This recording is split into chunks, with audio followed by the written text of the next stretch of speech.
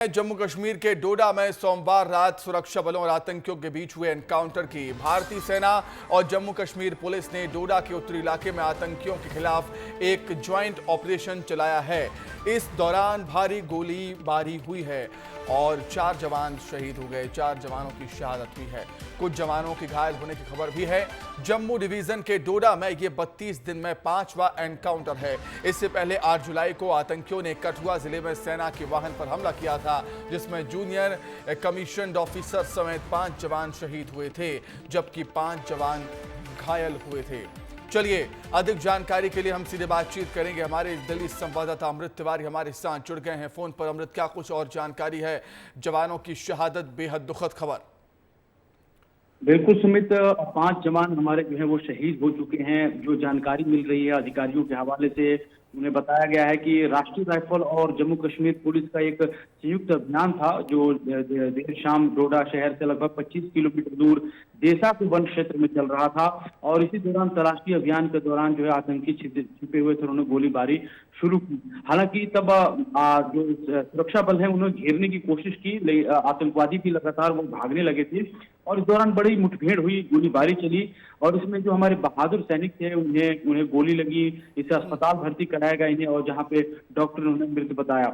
अब इसके बाद जो है सबसे बड़ी बात यह है, जैसा कि आप बता रहे थे, कि ये 5वीं बार जो है इस तरह के हमले जो है वहां पे देखे जा रहे हैं, एनकाउंटर देखे जा रहे हैं। तो जाहिर तौर पर एक अलार्मिंग सिचुएशन है और इसको लेकर के पिछले दिनों ही एक बैठक भी हुई थी सरकार के बड़े स्तर पे और बड़े अधिकारी भी बैठे हुए थे। जम्मू कश्मीर के भी जो इंचार्ज हैं वो भी बैठे हुए थे और इसमें ये 8 जुलाई को ही कठुआ में सेना के वाहन पर हमला किया था और लगातार ये आतंकी गतिविधियां हैं, हमले हैं, बढ़ते जा रहे हैं, कहीं ना कहीं सोचने पर मजबूर करते हैं और चिंता का विषय भी है ये। बिल्कुल, इसको लेकर के ही बैठक हुई थी और तमाम लोगों ने इसमें ये पिछले भी आपने देखा होगा, परसों भी एक जो एक इंट्रूजन था, जो घुसपैठ करने की कोशिश थी, उसको पुलिस जो सुरक्षा बल है उन्होंने नाकाम किया था और उसके बाद ये बयान भी आया था कि हमारी इंटेलिजेंस जो है वो लगी हुई है और सूचना है कि बड़ी संख्या में आतंकी जो है एलओसी की तरफ से वो सीमा पार करने की फिराक में बैठे हुए हैं। कई सारे लॉन्चिंग पैड उनके हैं। तो एक ये जो सिचुएशन है पाकिस्तान की तरफ से, वो फिर से अगर कहा जाए तो वो एक जोर देने के लिए, एक इग्नाइट करने की कोशिश में लगा हुआ है और हालांकि इधर से हमारे जो बहादुर सैनिक हैं वो उसे ध्वस्त करने में जुटे हुए हैं। अब एक नई तरह की एक कहा जाए कि स्ट्रैटेजी भी बन रही है रक्षा मंत्रालय के द्वारा, जिसमें इसको एंटी टेररिज्म काउंटर कैसे हो उसको लेकर के जो है और एफिशिएंटली काम किया जा सके। ठीक अमृत, बहुत शुक्रिया, बहुत धन्यवाद आपका जुड़ने के लिए, तमाम जानकारी के लिए बहुत शुक्रिया आपका। चलिए आगे बढ़ेंगे। अब छत्तीसगढ़ में नगरीय निकायों में चलेगा जन समस्या निवारण पखवाड़ा। सभी नगरीय निकायों के वार्डों में लगेंगे समस्या निवारण के शिविर। 27 जुलाई से 10 अगस्त तक होगा पखवाड़े का आयोजन। लोगों की समस्याओं का मौके पर ही समाधान किया जाएगा। सभी आयुक्तों और मुख्य नगरपालिका अधिकारियों के इसके आदेश भी दे दिए गए हैं। तो छत्तीसगढ़ में नगरीय निकायों में जन समस्या निवारण पखवाड़ा शुरू होने वाला है। 27 जुलाई से 10 अगस्त तक पखवाड़े का आयोजन है और सभी नगरीय निकायों के वार्डों में समस्या निवारण शिविर लगाए जाएंगे। लोगों की समस्याओं का मौके पर समाधान किया जाएगा। सभी आयुक्तों और मुख्य नगरपालिका अधिकारियों को आदेश भी जारी कर दिए हैं। और इसी खबर पर अधिक जानकारी के लिए हम सीधे रायपुर का रुख कर लेंगे। हमारे सहयोगी खोमन साहू हमारे साथ जुड़ गए हैं। खोमन, एक अच्छी पहल है, लोगों की समस्याएं सुनी जाएंगी, निवारण होगा, लेकिन ये भी ध्यान में रखना है कि अब चुनाव भी आने वाले हैं।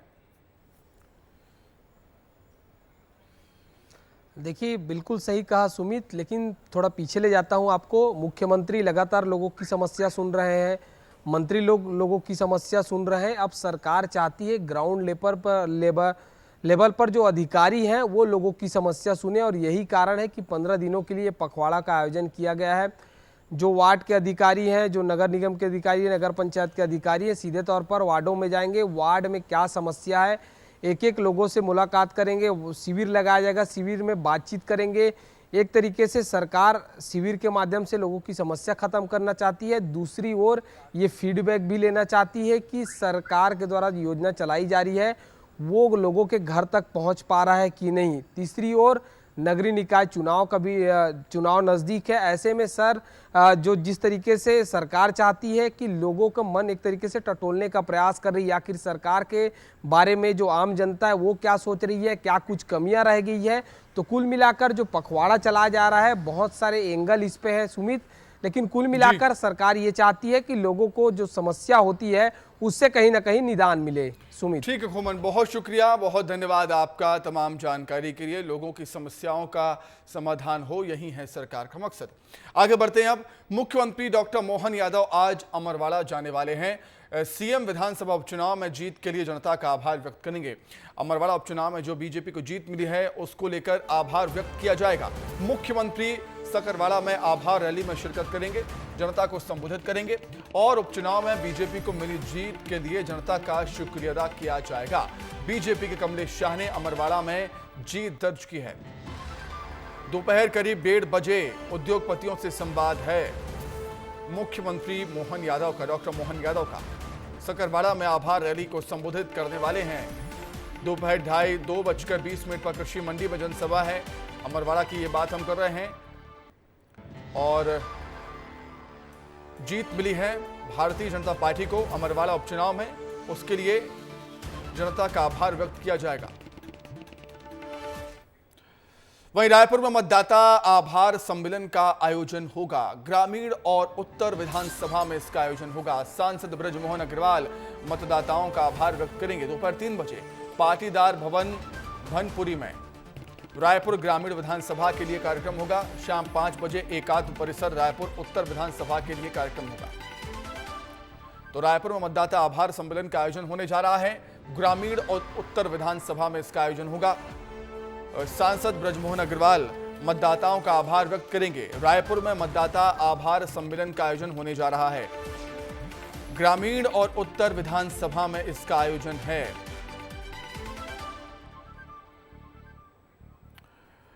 उधर सरगुजा जिले सहित संभाग के अलग अलग इलाकों में किसान यूरिया खाद के लिए दर दर भटकने के लिए मजबूर हैं, क्योंकि निजी दुकानदार यूरिया की कालाबाजारी कर रहे हैं। थोक विक्रेता ग्रामीण इलाकों के दुकानदारों को महंगे दाम पर अवैध तरीके से यूरिया बेच रहे हैं।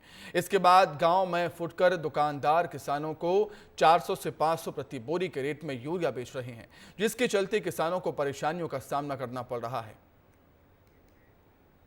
अभी खाद का कमी, उसमें यूरिया का जहाँ तक मैं बात किया था, उसमें जितना ले जाना था तो ले गए, कुछ किसानों को देना रह गया है। अभी रेक आना है, उस रेक में जैसे ही यूरिया आएगा तो किसानों को मिल जाएगा। अभी काला बाजारी ना हो और किसानों को उचित रेट पर उचित समय पर सभी खाद मिल जाए, ये हमारा प्राथमिकता है। चलिए इसी खबर पर और अधिक जानकारी के लिए हम बातचीत करेंगे। अंबिकापुर संवाददाता दिलीप जायसवाल हमारे साथ जुड़ गए हैं। दिलीप, खाद की यूरिया की कालाबाजारी एक बड़ी समस्या है जिसका खामियाजा किसानों को भुगतना पड़ रहा है। वैसा ही अंबिकापुर में कुछ हम देख रहे हैं इस समय। जी बिल्कुल, यहाँ पे यूरिया की जो कालाबाजारी है बड़े स्तर पर हो रही है और जो इसके थोक विक्रेता हैं जो प्राइवेट सेक्टर के, उनके द्वारा इसमें बड़े पैमाने पर कालाबाजारी की जा रही है। और कालाबाजारी करने के लिए सबसे बड़े जिनका जो पॉस मशीन होता है जी, 10 बोरी यूरिया बिक्री शो कर देते हैं और जो डिफरेंट जो यूरिया बचता है उसको ब्लैक मार्केट में बेच रहे हैं। इसकी वजह से जो कालाबाजारी बढ़ती जा रही है। लेकिन है जो जिम्मेदार जांच करना है वो हमेशा इसी बात पे रटा जवाब दे। ठीक है दिलीप, बहुत शुक्रिया आपका जुड़ने के लिए, तमाम जानकारी के लिए, बातचीत के लिए बहुत धन्यवाद। तो यूरिया खाद की कालाबाजारी के चक्कर में किसान यहाँ पर परेशान हो रहा है। 400 से 500 प्रति बोरी के रेट पर यूरिया बेचा जा रहा है गांव में फुटकर दुकानदार किसानों को। खबर जांजगीर चांपा से, जहां के नरियरा गांव में अज्ञात बदमाशों ने पथराव कर 8 गाड़ियों के शीशे तोड़ दिए। गाड़ियों को किसने और क्यों नुकसान पहुंचाया, इसकी जानकारी किसी के पास नहीं है। इस मामले की जानकारी पुलिस को दी गई है। अब पुलिस मामले की जांच कर रही है। 8 गाड़ियों के शीशे तोड़े गए हैं। जांजगीर चांपा से खबर आपको हम बता रहे हैं। जांजगीर चांपा के नरियरा गांव में अज्ञात बदमाशों ने पथराव कर 8 गाड़ियों के शीशे तोड़ दिए। गाड़ियों को किसने तोड़ा है, गाड़ियों के शीशों को किसने तोड़ा है, क्यों नुकसान पहुंचाया, क्या वजह रही, इसकी अभी तक कोई जानकारी नहीं है। पुलिस मामले की जांच कर रही है। अधिक जानकारी के लिए बातचीत करेंगे। जांजगीर संवाददाता प्रकाश साहू हमारे साथ जुड़े हुए हैं। प्रकाश, पुलिस क्या कुछ कह रही है इस मामले को लेकर?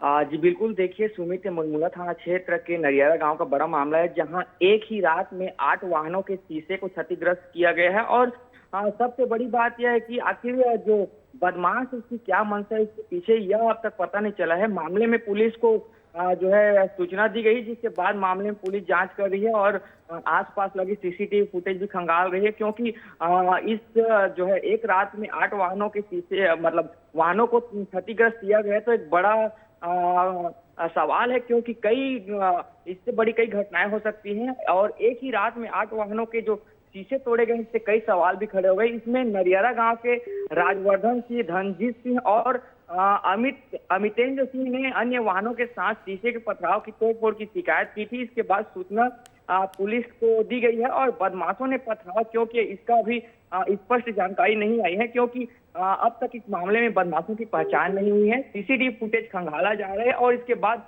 बदमाशों की पहचान होने के बाद इसकी मंशा का जो है सामने आएगा। जी सुमित। प्रकाश, बहुत धन्यवाद तमाम जानकारी के लिए, शुक्रिया आपका। आगे बढ़ेंगे अब। भोपाल में धर्मांतरण करवाने के आरोप में गिरफ्तार महिलाओं का एक वीडियो सामने आया है। इस वीडियो में 3 महिलाएं बीच सड़क पर एक शख्स से बहस करती हुई नजर आ रही हैं।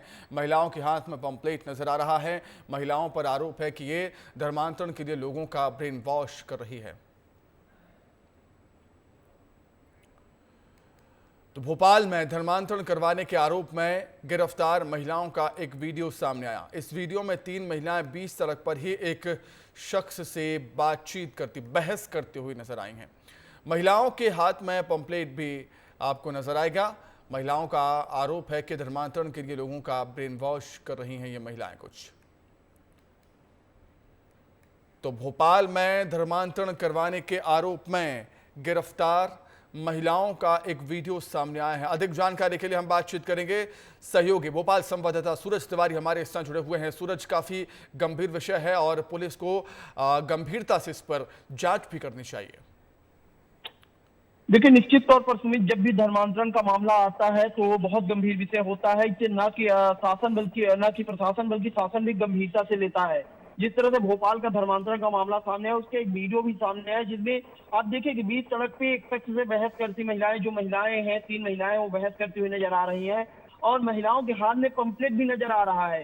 तो ये एक बड़ी बात है। महिलाओं पर आरोप जो है हिंदू धर्म के लोगों का धर्मांतरण, मतलब एक धर्म के लोगों का दूसरे धर्म में धर्मांतरण कराने का आरोप है और ब्रेन वॉश भी किया जा रहा है। मतलब लोगों का ब्रेन वॉश करके कैसे धर्मांतर दूसरा धर्म अपनाया जाए, ये पूरा मामले का आरोप है।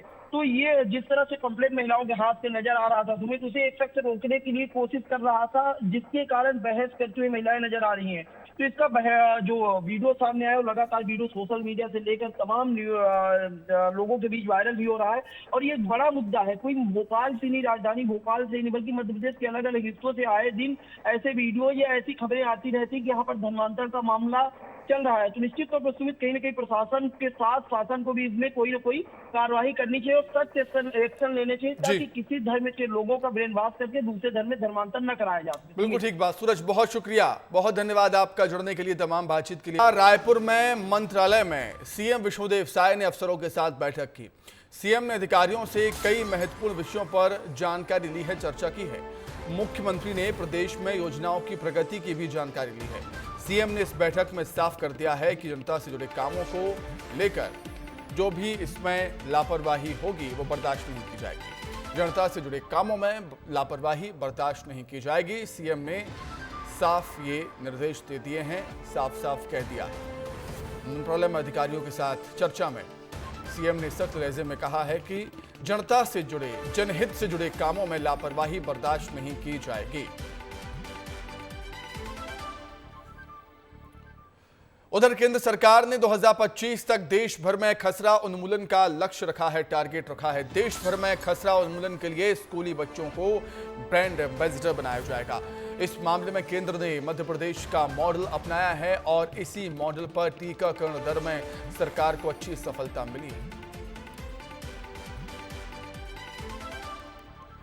तो केंद्र सरकार ने 2025 तक देश भर से खसरा उन्मूलन का लक्ष्य रखा है। देश भर में खसरा उन्मूलन के लिए स्कूली बच्चों को ब्रांड एम्बेसडर बनाया जाएगा और इस मामले में केंद्र सरकार ने मध्य प्रदेश का मॉडल अपनाया है।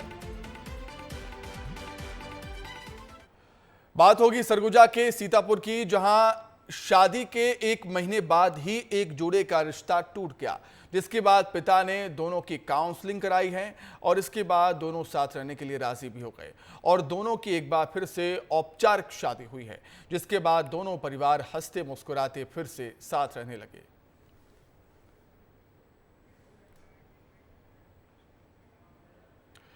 उधर कवर्धा में नाबालिग बच्ची के साथ दुष्कर्म के आरोपी को पुलिस ने शामली उत्तर प्रदेश से गिरफ्तार किया है। साथ ही अगवा की गई बच्ची को सकुशल बरामद किया। पुलिस ने आरोपी युवक को गिरफ्तार कर जुडिशियल रिमांड पर भेजा है। मामला तरेगांव जंगल थाना क्षेत्र का बताया जा रहा है।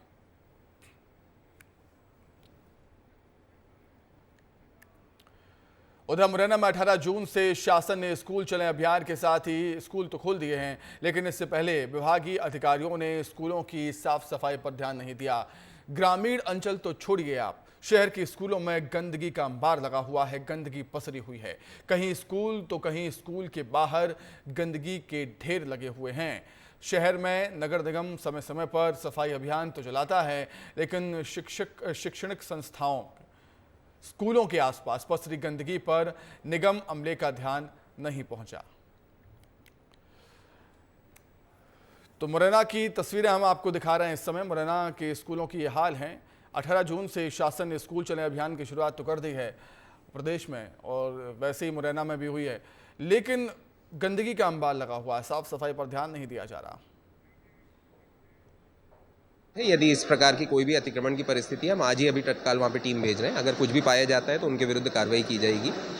पशुधन वाले और उससे होने वाली जो गंदगी की आपने बात कही, आसपास के उस एरिया में रिहायशी, उसमें भी काफ़ी ज़्यादा लोगों के द्वारा गौवंश और भैंसवंश रखे गए हैं। तो हम लोग वहाँ पे भी नगर निगम के माध्यम से उन लोगों के विरुद्ध कार्रवाई कराएंगे कि वो पशुधन और उनका से निकलने वाला जो भी कचरा है उसको स्कूल या ऐसी सार्वजनिक जगह पर निपटान न करें। अरे बड़ी मुश्किल से निकलते हैं। अब दवाइयों का काम है, यहाँ गोबर डालना हो, ये इसमें सुधार होना चाहिए कहते हैं। इसकी शिकायत नहीं की कि अभी वरिष्ठ अधिकारी काफ़ी एक फाइल बनी हुई है, कम से कम नहीं तो उसमें 15-20 वो एप्लीकेशन दे चुके हैं। ये किनारे जितने मकान सब बने हैं, इनके जो सब गेट को निर्धारित कर रहे और इनको कोई रोकने वाला तो है। हमारे हम कहें जैसे कर ले कभी कोई सुनते नहीं। और ये पशु गोबर का इनका भी बहुत पहले से शादी करती रही। बाद में जब आए थे यहाँ पर तो उसका कोई सारांश नहीं निकला और कोई ज़्यादा करो तो उसका सुनने में मिलता है। बड़ा स्कूल स्वस्थ रखते हैं और करता ही है। दमोह के हटा में तेज रफ्तार ट्रक और 2 बाइकों की हुई टक्कर हादसे में एक व्यक्ति की मौत हो गई है, एक गंभीर रूप से घायल है। घायल को हटा स्वास्थ्य केंद्र में एडमिट किया गया है। दमोह के हटा से खबर आपको हम बता रहे हैं, जहां पर तेज रफ्तार ट्रक और 2 बाइकों की आपस में जबरदस्त टक्कर हो गई है और इस सड़क हादसे में एक युवक की मौत हो गई है, बल्कि एक गंभीर रूप से घायल है। घायल को हटा स्वास्थ्य केंद्र में भर्ती किया गया है, जहां पर उसका उपचार इलाज चल रहा है।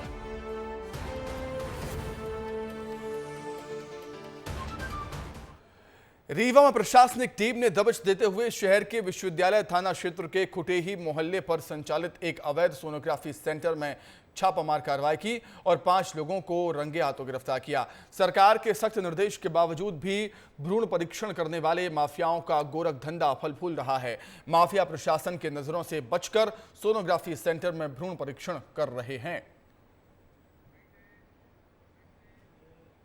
टीम ने प्लान किया, प्रतिभा शर्मा डीएसपी हैं, उनकी टीम ने जो है विधिवत प्लान किया इसको और आज जो है इस पे रंगे हाथों उनको पकड़ा गया है और जिसमें अभी आगे की कार्रवाई हम लोग कर रहे हैं।